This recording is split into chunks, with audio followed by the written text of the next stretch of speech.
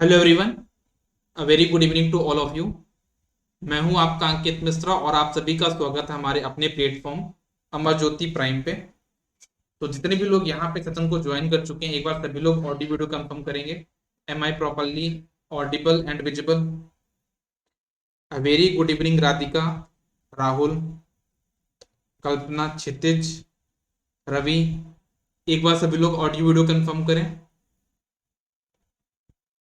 अ very good evening Sonal.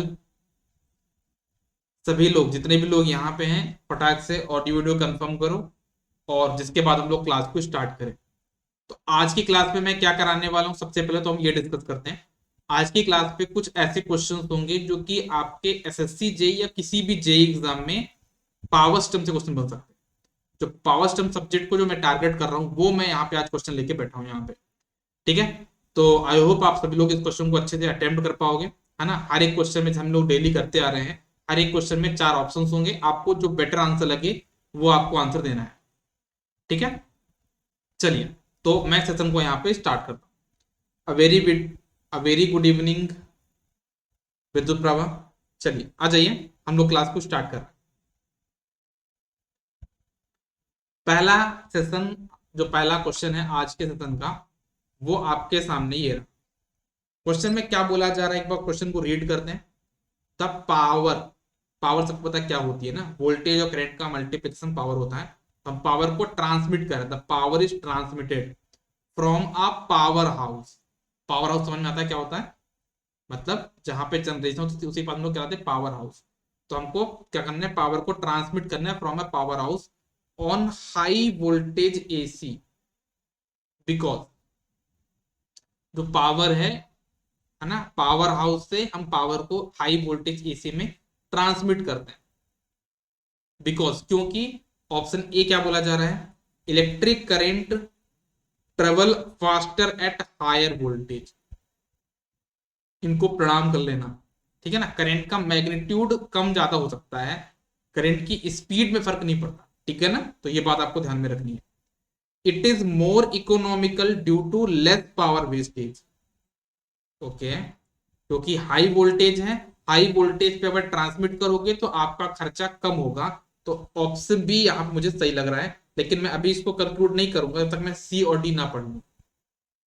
ठीक है, सी option क्या है, it is difficult to generate power at low voltage. इसको भी नमस्कार कर लीजिएगा भाई, दूर से नमस्कार करना, कि हम लो वोल्टेज भी पावर को जनरेट कर सकते हैं। That is not a big deal. ठीक है।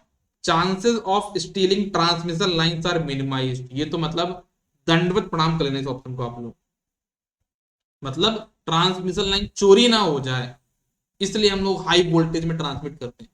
ये क्या हो रहा है यार, ये आज कैसा पेपर का लेवल हो गया है, ये कैसे क्वेश्चंस आ रहे हैं, है ना। देख के कोई भी इजीली बताता है कि इसका ऑप्शन क्या होगा, बी होगा। ठीक है ना। हमारे लिए इस क्वेश्चन में हम बड़े क्लियरली बोल सकते हैं कि हमारा, अगर हम लेस पावर को वेस्ट करेंगे, अगर हम लोग हाई वोल्टेज एसी पे ट्रांसमिट करते हैं तो हम लोग कम पावर को वेस्ट करेंगे, जिससे वो हमारे लिए क्या होगा, इकोनॉमिकल। तो हमारा ऑप्शन भी इसका क्या हो जाएगा, करेक्ट आंसर। सभी लोग आंसर करिए ना, सभी लोग आंसर नहीं कर रहे हैं। राहुल आपने भी आंसर नहीं किया, सिर्फ 3 लोगों ने आंसर किया। विद्युत प्रभा, कल्पना, क्षितिज, 3 लोग ओनली। इतने सिंपल क्वेश्चन में सभी को आंसर करना चाहिए। नेक्स्ट क्वेश्चन पे आते हैं। Which of the following is not a standard transmission voltage in India. हमारे इंडिया में कौन सा ट्रांसमिशन वोल्टेज स्टैंडर्ड नहीं है, स्टैंडर्ड, ऐसा कौन सा वोल्टेज जो आपने नहीं सुना है। 33 किलो वोल्ट हम सुने हैं, 66 किलो वोल्ट हम लोग बार बार सुनते हैं, 220 किलो वोल्ट ये हमने बहुत बार सुना हुआ है, लेकिन हमने कहीं पे भी आज तक ये नहीं देखा है 99 किलो वोल्ट। कर सकते हैं, है ना, ये कोई नहीं बोले कि नहीं कर सकते, क्योंकि 11 का मल्टीपल तो ये भी है। हम इस पे भी कर सकते हैं, इस पे भी कर सकते हैं, इस पे भी कर सकते हैं, बट इस पे भी कर सकते हैं, but this is not a standard. ठीक है ना। तो इसका जो करेक्ट आंसर हो जाएगा बेटा, वो हो जाएगा ऑप्शन सी। ठीक है। नेक्स्ट क्वेश्चन है, next lower line voltage, sorry question को एक बार फिर से पढ़ता हूं मैं। Next lower voltage line feeding areas on either side of main transmission line is called.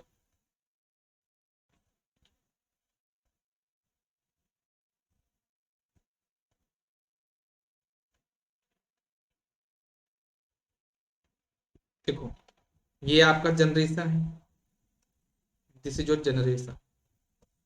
उसके बाद होता है आपके पास यहाँ पे, जिसको हम बोलते हैं आपका प्राइमरी ट्रांसमिशन, तो बोलते हैं प्राइमरी ट्रांसमिशन। उसके बाद होता है आपका क्या, सेकेंडरी ट्रांसमिशन। उसके बाद होता है आपका प्राइमरी डिस्ट्रीब्यूशन, और उसके बाद होता है आपका सेकेंडरी डिस्ट्रीब्यूशन। तो समझ जाओ भाई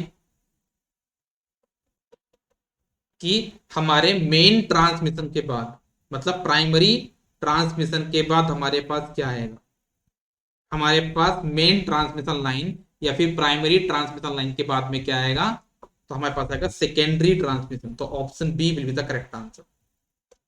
इसका जो करेक्ट आंसर होगा वो क्या हो जाएगा आपका, ऑप्शन बी।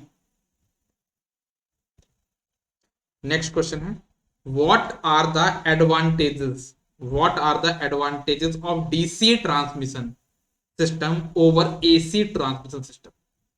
हम अगर डीसी में ट्रांसमिट करते हैं तो हमको कौन कौन से ऐसे एडवांटेज देखने को मिलते हैं जो कि हमको एसी ट्रांसमिशन में नहीं मिलते। ऑप्शन ए, ऑप्शन ए में क्या बोला जा रहा है, DC system is economical for long line. बिल्कुल सही बात, हमारा डीसी सिस्टम है वो लॉन्ग लाइन के लिए क्या होता है, इकोनॉमिकल होता है। There is no skin effect in DC system, ये भी बहुत बिल्कुल सही बात बोली जा रही है। स्किन इफेक्ट वो फिनोमिना है जहां पे कंडक्टर के सरफेस पे करंट फ्लो होती है, स्किन पे फ्लो होती है। लेकिन ये चीज हम देखते हैं कि ये एसी में होता है, डीसी में तो यूनिफॉर्मली फ्लो होता है, मतलब डीसी सिस्टम में स्किन इफेक्ट नहीं होता। Option C, corona limit are negligible for DC circuit as compare to AC circuit, मतलब जो कोरोना है वो डीसी में नेग्लिजिबल है और एसी में ज्यादा होता है। ये पॉइंट भी बिल्कुल सही है, तो हमारा आंसर हो जाएगा ऑल ऑफ द अबव। हमारा जो करेक्ट आंसर हो जाएगा इस क्वेश्चन का वो हो जाएगा डी। क्लियर है। आज थोड़ा सा हमारा जो प्लेटफॉर्म थोड़ा दिक्कत कर रहा है, पता नहीं क्या दिक्कत है, हैंग हो रहा सिस्टम। ये वाला क्वेश्चन देखिएगा, voltage under extra high voltage are. High voltage को हम लोग क्या बोलेंगे, एक्स्ट्रा हाई वोल्टेज हम किसको बोलेंगे।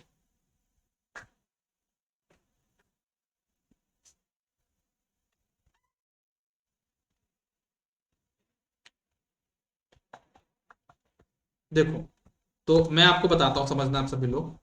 पहला तो आपके पास होता है क्या, लो वोल्टेज जिसको हम बोलेंगे, अगर आपके पास यहाँ पे, तो वो होता है आपका क्या, 230 वोल्ट सिंगल फेज के लिए और 440 वोल्ट आपका थ्री फेज के लिए। फिर बात करते हैं हम लोग हाई वोल्टेज। तो हाई वोल्टेज होता है आपका 11 किलो वोल्ट और 33 किलो वोल्ट। फिर आपके पास आता है ई एच वी, बोलते हैं एक्स्ट्रा हाई वोल्टेज, वो हमारा होता है कितना, 66 किलो वोल्ट, 132 किलो वोल्ट और 220 किलो वोल्ट। फिर एक होता है लास्ट आपका यूएचवी, मतलब बोलते हैं ultra violet, ultra high voltage, तो वो आपका होता है कितना, 765 केवी एंड अबव। तो भाई अब समझ जाओ, आपको ईएचवी पूछा है तो वो क्या किस में आ रहा है आपका, 132 kilo volt, 132 kilo volt and above. Option C will be the correct answer, इसका बी नहीं होगा, है ना। इस चीज को आप प्रॉपर्ली समझ लो, जिनको भी इस चीज में दिक्कत आ रही है ना, वो सभी लोग इस चीज को प्रॉपर तरीके से समझ लें। Low voltage, high voltage, EHV, UHV, हम कैसी चीजों को डिफाइन करते हैं वो आप लोगों को पता होना चाहिए, ठीक है। Very good. In AC transmission system the load current is, हमारे पास एसी ट्रांसमिशन सिस्टम में लोड करंट हमारी क्या होती है,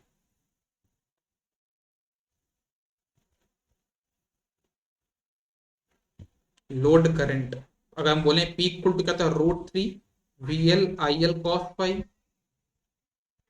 तो आपका जो IL होगा load current, IL equal to P upon √3 VL cos phi. तो अगर हम देखें कि हमारा जो IL है वो पावर फैक्टर का इनवर्सली प्रोपोर्शनल है, तो हमारा आंसर हो जाएगा बी। इस क्वेश्चन का जो करेक्ट आंसर होगा वो हो जाएगा बी। सब लोग क्या कर रहे हैं नीचे? ओए, सब लोग सो रहे हैं क्या नीचे? ओ, इसका आंसर हो जाएगा आपका बी। नेक्स्ट क्वेश्चन देखिएगा। In a transmission system a feeder feed power to, हमारे ट्रांसमिशन सिस्टम में जो हमारा फीडर लाइन होती है ना, ट्रांसमिशन लाइन में जो फीडर लाइन होती है वो किसको पावर देती है? तो क्या बोलोगे इसका आंसर? वो पावर आपको डिलीवर करती है किसको? वो आपकी पावर डिलीवर करती है किसको? आपके डिस्ट्रीब्यूटर को। किसको करती है? इसका आंसर हो जाएगा आपका डिस्ट्रीब्यूटर। तो हमारा आंसर हो जाएगा option D.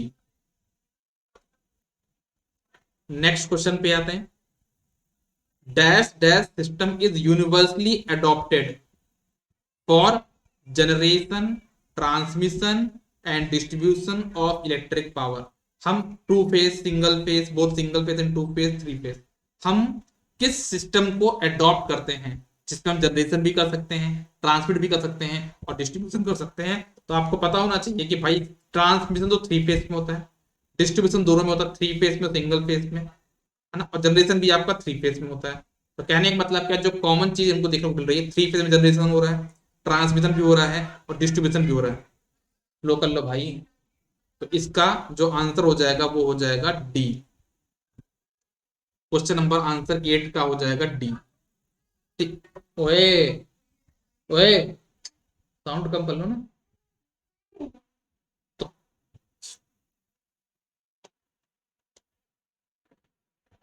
Next question. What is the main drawback of the underground transmission system compare to overhead transmission system? मतलब कि मेन क्वेश्चन क्या आपके पास यहाँ पे, कि हमको बताना है मेन ड्रॉबैक किसका? अंडरग्राउंड ट्रांसमिशन सिस्टम का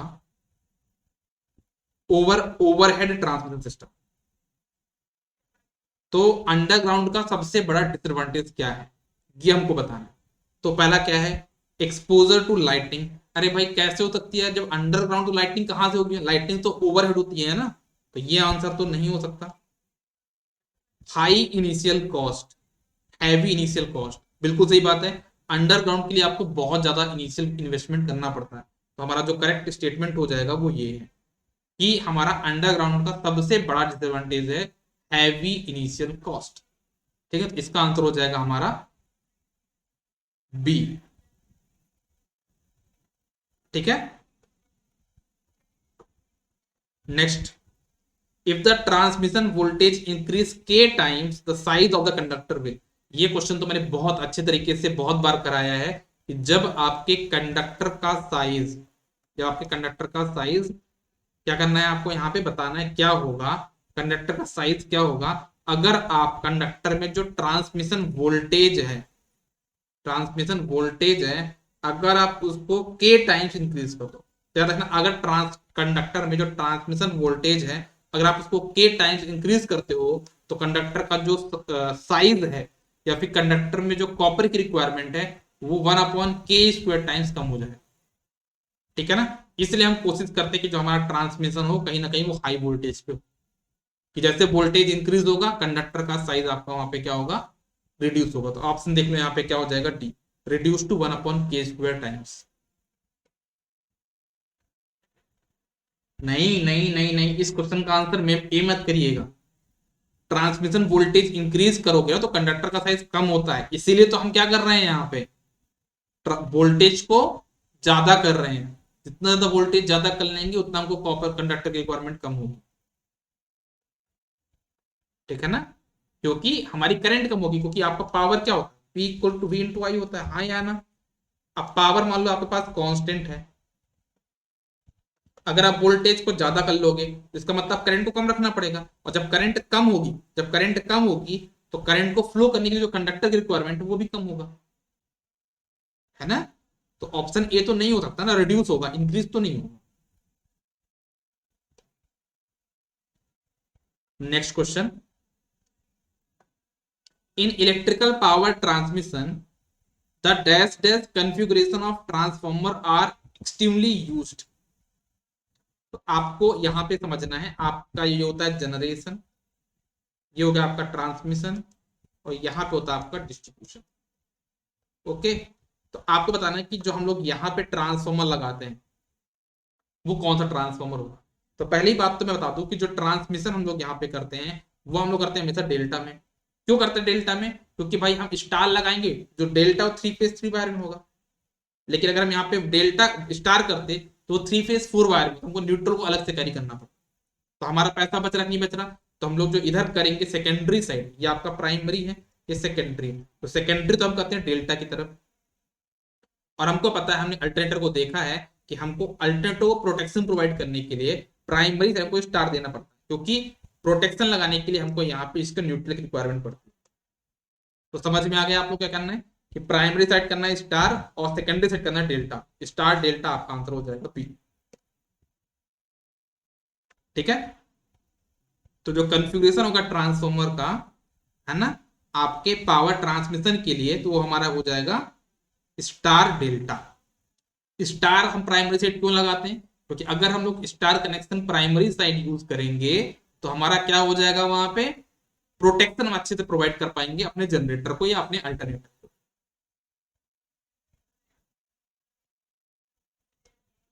नेक्स्ट क्वेश्चन क्या है, which of the following connection is best suitable for 3 phase 4 wire service.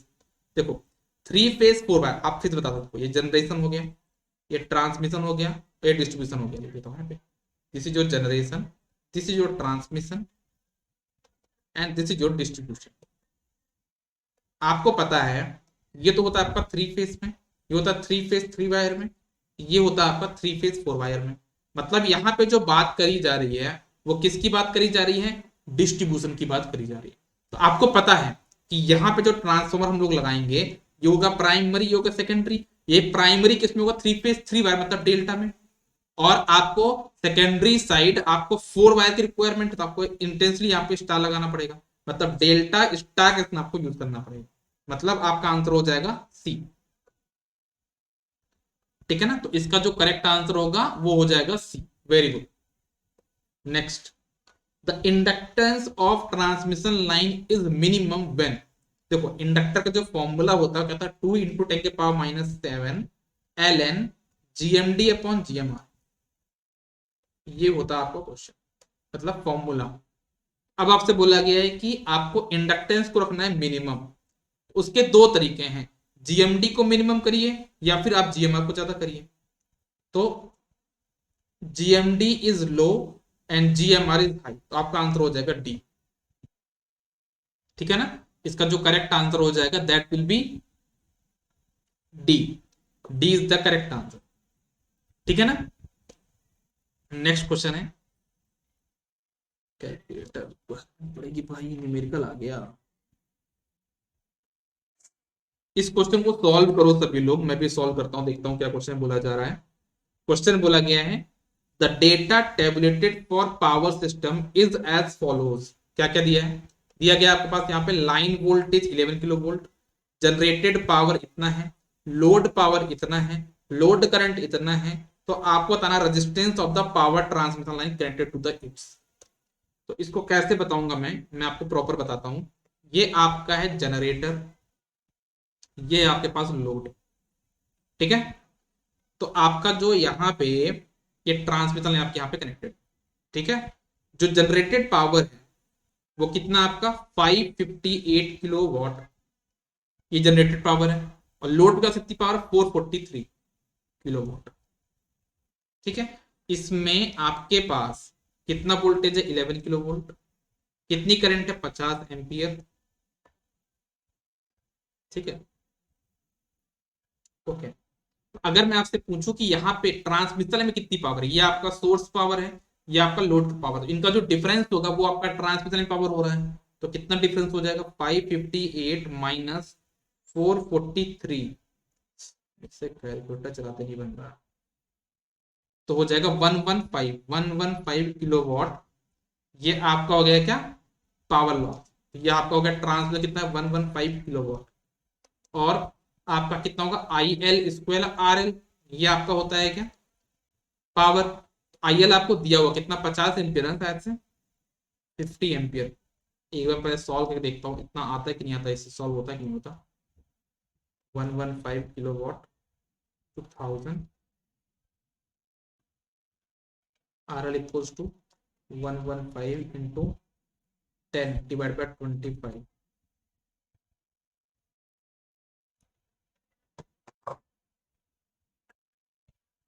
25 चको तो अप्रोक्सीमेट 4.40 समथिंग कुछ आंसर आना चाहिए, 40 समथिंग कुछ आंसर आना चाहिए। मतलब ट्रैक तो हमारा सही है, जो हम लोग कर रहे हैं वो सही करेगा, कैलकुलेशन में सही कर लेता हूँ ना। 1110 into 10 divide by 25, 46। Very good very good very good very good, बिल्कुल सही हमने किया यहाँ पे। 46 हमारा आंसर आ रहा है। क्वेश्चन में कुछ था ही नहीं, ऑप्शन डी। क्वेश्चन में कुछ था क्या, कुछ भी तो नहीं था। आई स्क्वायर आर से क्वेश्चन सॉल्व हो गया कि नहीं हो गया, बताओ जरा सभी लोग। बड़े आराम से हमारा क्वेश्चन सॉल्व हो गया, सिर्फ एक फॉर्मूला लगाने पे। वो फॉर्मूला कौन था आपका, I square R. Next question पे आगे बढ़ते हैं। What is the, next question है, what is the surge impedance loading of lossless 400 kilovolt 3 phase 50 hertz overhead line of average of surge impedance of 400 ohm. तो भाई इसका सर्ज इंपीडेंस लोडिंग बताएं, S I L क्या हो जाएगा, V square upon Z, voltage था 400 K का square divide by 400 ohm resistance है। कर लो ना,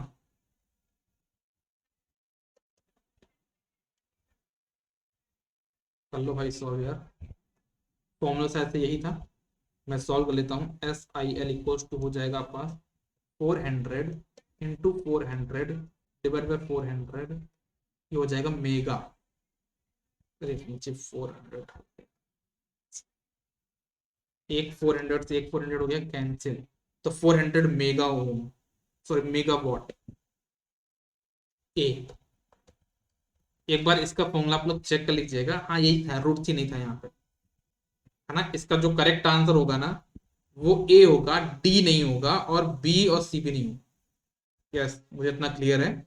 इसका फॉर्मूला यही था, वी स्क्वायर अपॉन जेड। तो इसका जो करेक्ट आंसर हो जाएगा सर्ज इंपेडेंस लोडिंग का वी स्क्वायर, मतलब वोल्टेज का square upon surge impedance. Surge impedance आपका 400 दिया और वोल्टेज आपका दिया 400 किलो, तो सॉल्व कर लोगे तो 400 मेगावाट आपका आंसर आ जाएगा। 400 मेगावाट। ए, नेक्स्ट क्वेश्चन पे आते हैं। इस क्वेश्चन को देखना सभी लोग, क्या बोला जा रहा है, if we represent the conductor diameter by D, skin effect will be proportional to. क्या बोलोगे आप इसको। क्वेश्चन नंबर 16 का आंसर क्या होगा सभी लोग बताओ। स्किन इफेक्ट डायमीटर से कैसे होता है।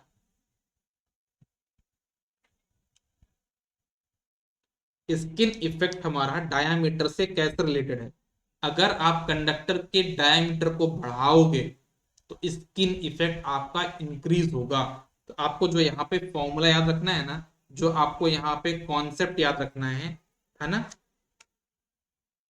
आपको जो यहाँ पे याद रखना है वो क्या हो जाएगा कि जो आपका स्किन इफेक्ट है ना, that is proportional to D square, है ना। अगर आप डायमीटर इंक्रीज करोगे तो आपका स्किन इफेक्ट भी इंक्रीज होगा, ठीक है ना। तो इसका आंसर हो जाएगा आपका सी।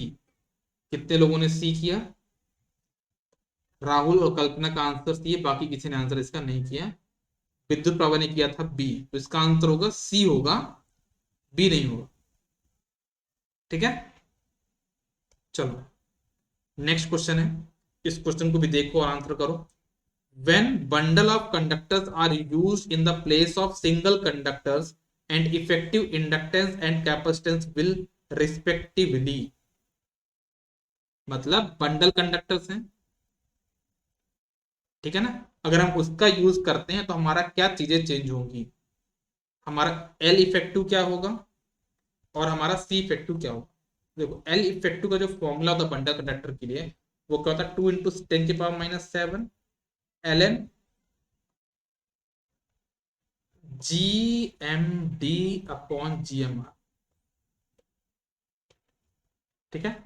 तो अगर मैं बताऊं कि अगर आप बंडल कंडक्टर यूज करते हो तो उससे जो सेल्फ डिस्टेंस है, आप इसको ऊपर जीएमडी वाले को म्यूचुअल डिस्टेंस बोल सकते हो और जीएमआर को सेल्फ डिस्टेंस भी बोल सकते हो। तो अगर आप बंडल कंडक्टर यूज करते हो तो जीएमआर विल गो अप, ये आपका इंक्रीज होगा, और ये जब इंक्रीज होगा तो एल इफेक्टिव आपका कम होगा, ठीक है। तो एल इफेक्टिव आपका होगा डिक्रीज, सी इफेक्टिव को क्या फर्क होगा, फॉर्मूला होता है 2πε0 epsilon R divide by L N G M D upon G M R. अगर आप है ना बंडल कंडक्टर यूज किया तो आपका ये सेल्फ डिस्टेंस इंक्रीज हो जाएगी, ये इंक्रीज हुआ तो डिनोमिनेटर आपका क्या होगा, डिक्रीज होगा, और डिनोमिनेटर जब डिक्रीज हुआ तो कैपेसिटेंस आपका होगा इंक्रीज। तो आपका आंसर होगा decrease and increase, that means option B आपका जो करेक्ट आंसर हो जाएगा इस क्वेश्चन का, दैट विल बी बी। समझ में आई बात सभी को, बहुत अच्छी बात। नेक्स्ट क्वेश्चन क्या है, देखो इस क्वेश्चन को। A sine wave has a frequency of 50 Hz. Its angular frequency is dash dash radian per second. तो आपको ओमेगा की वैल्यू पता है 2πf होती है, तो वैल्यू पुट कर कितना हो जाएगा 2π × 50 100π। आपका आंसर हो जाएगा D. Simple third class question था ये। नेक्स्ट क्वेश्चन आगे बढ़ते हैं। A triangular wave shape is obtained. आपको ट्रायंगुलर वेव चाहिए, वो कैसे मिलेगा। तो पहला ऑप्शन दिया है by differentiating a sine wave. अगर आप साइन वेव को डिफरेंशिएट करोगे तो आपको कॉस वेव मिलती है, that's it. Bye integrating a sine wave आपको मिलता है अगेन यहाँ पे माइनस ऑफ कॉस, ठीक, मतलब ये दोनों ऑप्शन तो नहीं होंगे। नेक्स्ट है by integrating a square wave, तो आपको ट्रायंगुलर वेव मिलती है यहाँ पे। By differentiating a square wave आपको मिलता है यहाँ पे इम्पल्स वेव।